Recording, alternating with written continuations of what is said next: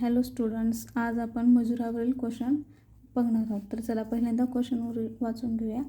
एक काम 30 मुले 40 दिवसात पूर्ण करतात. जर 6 मुले 40 पुरुषांना एवढे काम करत असतील तर तेच काम 80 पुरुष किती दिवसात करतील?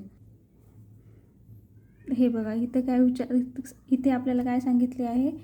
30 मुले 40 दिवसात पूर्ण काम करतात आणि जर 6 मुले 4 पुरुषांना एवढे असतील तर तेच काम 80 पुरुष किती दिवसात करतील? आपल्याला मुलांमध्ये माहिती दिली आहे 40 दिवसात आणि विचारले कशामध्ये?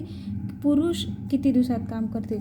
त्यासाठी आपल्याला पहिल्यांदा काय करावं लागेल, तर ह्या 80 पुरुषाचं रूपांतर किती मुलामध्ये होते हे करावं लागेल.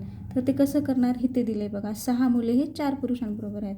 म्हणजे जर 6 मुले 4 पुरुषांबरोबर असतील तर 80 पुरुष हे किती मुलांबरोबर असतील? आधी आपण हे काढून घेऊया. चला, इथे काय करणार आपण? तिरपा गुणाकार, म्हणजे 80 गुणिले 60 भागिले 4 काय होणार? 4 1 4 4 2 8. 20 गुणिले 6 म्हणजे किती होणार? 120. म्हणजेच 80 पुरुष हे कशाबरोबर असतील? 120 मुलांबरोबर असतील. मग आपण कसं करणार? 80 पुरुष किती दिवसात काम करतील? तर आता आपण जेव्हा सॉल्व करू ना तेव्हा 80 पुरुष घ्यायचे नाही आहेत. आपण काय घेऊया? कारण आपल्याला माहिती काय दिले? 30 मुलं 40 दिवसात करतात. म्हणजे आपल्याला मुलंच माहीत पाहिजेत. म्हणजे 80 पुरुष बरोबर किती? 120 मुलं हे आपण आता काढून घेतलं आहे. तर मग असं काय करणार? एक आपण सूत्र ठेवूया, M1 D1 is equal to M2 D2. M1 म्हणजे पहिल्यांदा मुलं किती होते? 30. किती दिवसात करायचे?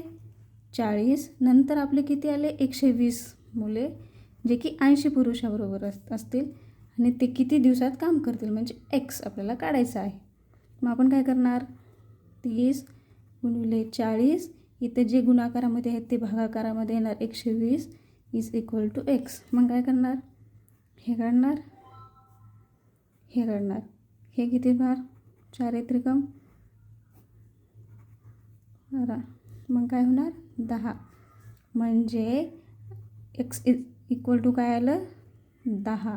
याचा अर्थ काय? 80 पुरुष तेच काम किती दिवसात करतील? 10 दिवसात करतील.